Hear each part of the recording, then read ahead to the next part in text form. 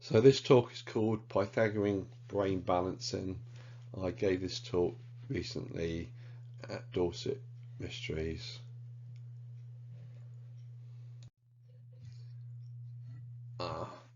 Pythagoras had a mystical cult, and that was more than 2,000 years ago.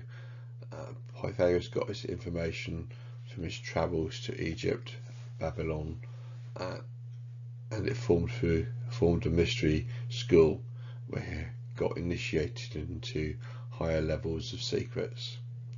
So ancient people had a different perspective on things.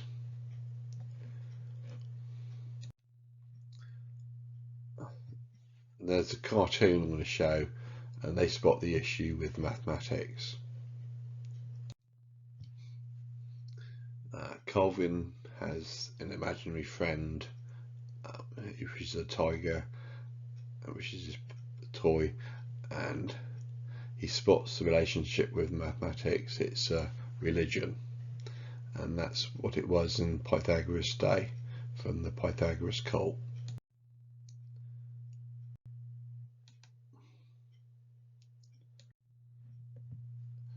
Nowadays we don't treat mathematics as religion, so ancient people, when they were going through the Pythagorean perspective, they were looking at mathematics as a religion, i.e.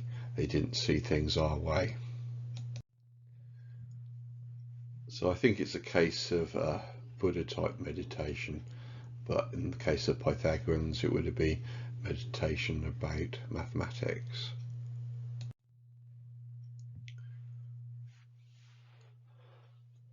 But there'll be problems now with Western people doing this sort of thing, because we're treating mathematics differently to how the ancients, such as Pythagoras, were treating their maths.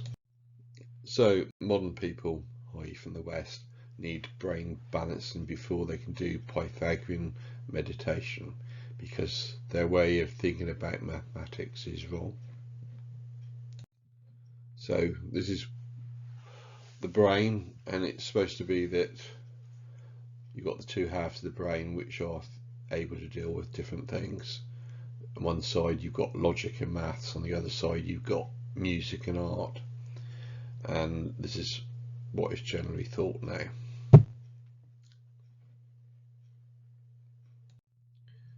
The left side mathematics, the right side music. Basically, way people are educated in the Western tradition, most end up living in one side of the brain. They're either good at mathematics or good at music, but not both. Either good in science or good at arts, but not both. So our education system leads to unbalanced brains. So balance the brain and access higher self in connection to the universe.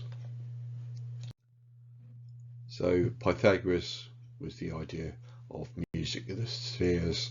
So mathematics and music were connected by the Pythagoreans.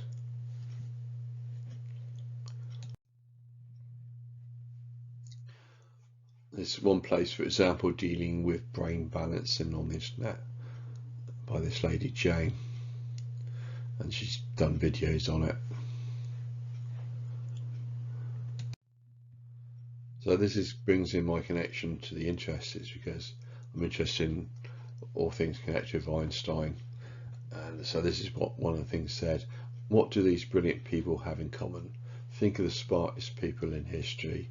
Perhaps some of these names come to mind: Einstein, Leonardo da Vinci, William Shakespeare, Marie Curie, Amadeus Mozart, Thomas Edison, Steve Jobs, Tesla. What qualities do these people have in common? They all have a higher level of mental skill to hold and process enormous detail with incredible focus, determination and precision. Left brain characteristics. They also have the ability to see the greater meaning, understand the big picture, and intuit the best direction to bring their work to success. Right brain characteristics. So the idea is that these sort of geniuses have their left and right hand side of their brains in balance, and they're accessing more brain ability. So the idea is that successful people have balanced left and right brains. Yes, the smartest people all have qualities of balanced brain hemispheres. The left and the right hemispheres of the brain process information in different ways. The left side processes detail, the right side sees the whole picture. We need both sides to even think a single thought to walk across the street, let alone write a symphony. So what we need now is an example. I'm going to pick up the example dealing with the maths of the Fibonacci sequence. So the Fibonacci sequence can be written as 0, 1, 1, 2, 3, 5, 8, 13, 21, 34 and so forth. And you get a number in the sequence by adding the previous two numbers together. So for instance, to get the number 34, the numbers before 34 are 13 and 21. And if you add 13 to 21, you get 34. And taking another example, 89, the two numbers before 89 are 34 and 55. And if you add 34 and 55, you get 89. And so you form the number sequence like that.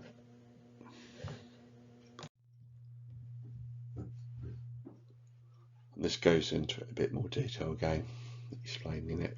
I'll give you a minute to read it, or a few seconds.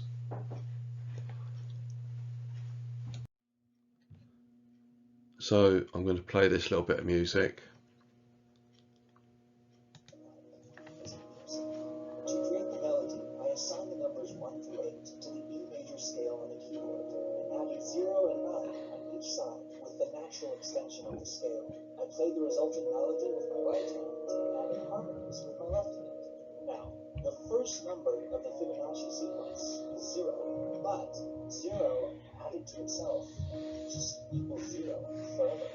In fact, that's what you've been hearing in the background. In order to start the sequence, we need to add a 1.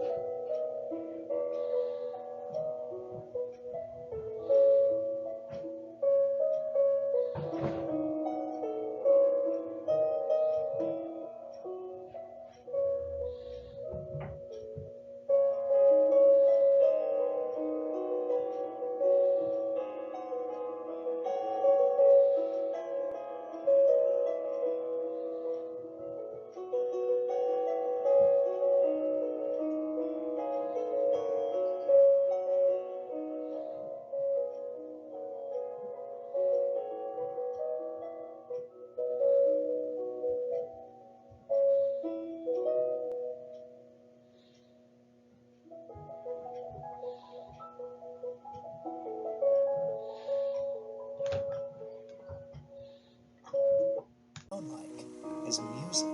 To create the melody, I assigned the numbers 1 through 8 to the E major scale on the keyboard, and added 0 and 9 on each side with the natural extension of the scale. I played the resulting melody with my right hand and added harmonies with my left hand. Now, the first number of the Fibonacci sequence is 0, but 0 added to itself just equals 0 forever. In fact, that's what you've been hearing in the background. In order to start the sequence, we need to add a 1.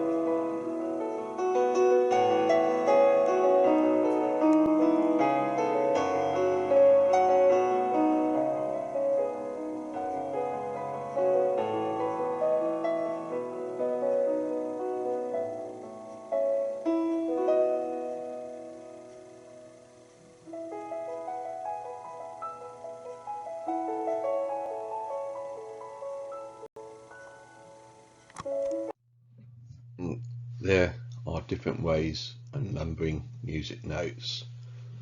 In this way, when doing mathematics, we're tying what mathematics means in terms of music. Numbers is music. Whereas now at school the two subjects are divorced. You don't go to a mathematics class and have music combined with it. So this is the issue with the Pythagoreans. You'd probably have music and mathematics combined when you're being taught it. Now I found some more information which I think ties numbers into music better, hence there's going to be a part 2 to this talk. So ancient people, that's when they're initiated into such things as Pythagorean cult. They weren't doing mathematics the way we're doing it. They were using both sides of the brain, whereas nowadays our brains are in balance because we're not teaching mathematics and music combined. Could now divert onto the history of music. There have been changes in the way music is dealt with over the centuries. So that gets you to things like the devil's music. Church tried to ban certain music in the Middle Ages because it was associated with the devil. And that might be part of the reason why the establishment wanted to split the teaching of music and mathematics, because they thought it was dangerous. So you go to Eastern mysticism, you have the chakras, and you have these frequencies for the chakras. So you've got the numbers once again into things. You've got the 396 hertz, that's cycles per second, 417 hertz and so forth, and so you've got all these sort of like numbers connected into the chakras. So in summary, ancient people used their brains in a different way to modern people as when they went through the initiation of these mystery religions. Modern Western civilization has caused the two sides of the brain in most people to be in balance. People end up living one side of their brain, either the left side or the right side, and then leave the other side unused. That's in general.